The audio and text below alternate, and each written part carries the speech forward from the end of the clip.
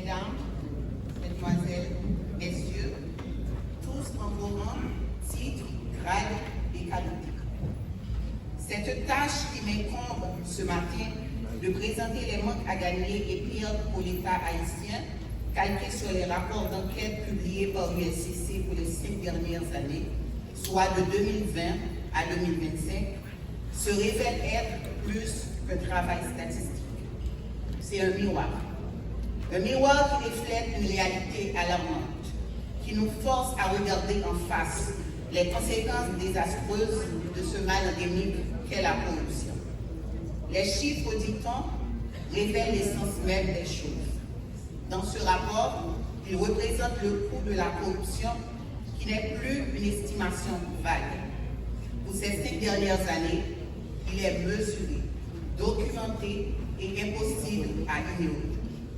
Mesdames, Mesdemoiselles et Messieurs, la corruption constitue depuis plusieurs décennies l'un des principaux fléaux qui minent les fondements de la société haïtienne.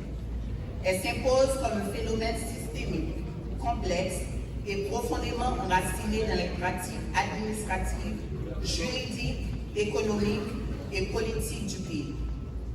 Présente à presque tous les niveaux de l'appareil d'État, elle fausse les règles du jeu démocratique, alimente l'injustice sociale, affaiblit la gouvernance publique et freine la croissance économique.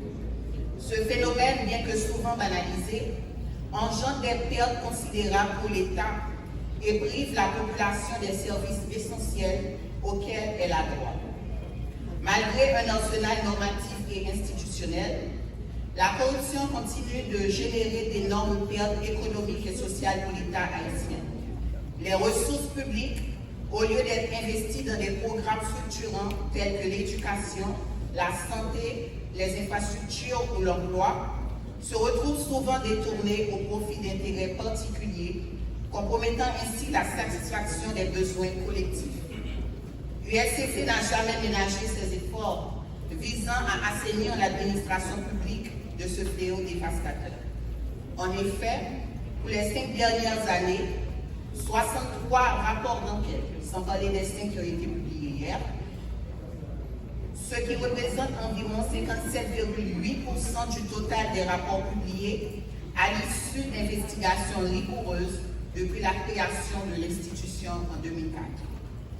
Les 63 rapports d'enquête produits par l'USCC au cours de ces 5 dernières années ont concerné un spectre très large d'acteurs et de secteurs de la vie nationale. Elles ont touché des écoles et des universités, des organismes autonomes, dont l'Office national d'assurance vieillesse, ONA, l'administration portuaire nationale, APM, des organismes techniquement déconcentrés, tels que l'administration générale des douanes, plusieurs organes de collectivités territoriales, des ministères, ainsi que diverses personnalités politiques de haut niveau, mettant en exergue également des institutions beaucoup plus à risque que d'autres, comme les mairies, avec un taux de 14,29%, l'ONA avec un pourcentage de 11,11%, les personnalités politiques, les fonctionnaires et agents publics, pour défaut de déclaration de patrimoine, les écoles, les universités et j'en passe. Ces investigations multiformes témoignent de l'engagement constant de l'USCC à intervenir de manière impartiale et méthodique dans toutes les strates de la vie nationale pour la sauvegarde des intérêts publics. L'analyse cumulative de ces 63 rapports, portant notamment sur des actes de corruption tels le détournement de biens publics, la prise illégale d'intérêts, la concussion et l'enrichissement illicite, a permis d'évaluer l'ampleur des pertes financières et des manques à gagner supportés par l'État. En effet, les pertes totales directes pour ces 63 rapports, bien sûr, sont évaluées à 1 milliard 423 329 126 gourdes et 43 centimes. Les manques à gagner s'élèvent quant à eux à 965 256 707 gourdes et 39 centimes. Permettez-moi, mesdames, mesdemoiselles et messieurs, de reprendre. Et je rappelle que ces chiffres portent seulement sur 63 rapports d'enquête publiés par l'USIS. Les pertes totales sont évaluées à 1,423,329,126 gourdes et 43 centimes. Les manques à gagner, de leur côté, s'élèvent à 965 256 507 gourdes et 39 centimes. Ces montants considérables illustrent le coût de la corruption pour les finances publiques et confirment une fois de plus la nécessité de poursuivre et d'intensifier les efforts de prévention et de répression. Ces données issues du classement des institutions les plus exposées au risque de corruption, par excellence, révèlent des pertes financières majeures qui affaiblissent directement la capacité de l'État à fournir des services essentiels. Les mairies enregistrent des pertes évaluées à 2 682 300 € et des manques à gagner s'élevant à 39 707 731 gourdes et 80 centimes. À l'Office national d'assurance vieillesse, les pertes atteignent 65 millions et les manques à gagner s'élèvent à 105 130 776 gourdes et 20 centimes. Pour les universités, les pertes sont de 67 116 473 gourdes et les manques à gagner sont de 566 422 074 centimes. Pour les écoles, on a recensé des pertes de montant d'environ de 2 229 467 gourdes et 10 centimes. Tandis que pour le Service national de gestion des résidus solides, SNGRS, enregistre des pertes particulièrement alarmantes de 140 84 887 000 gourdes.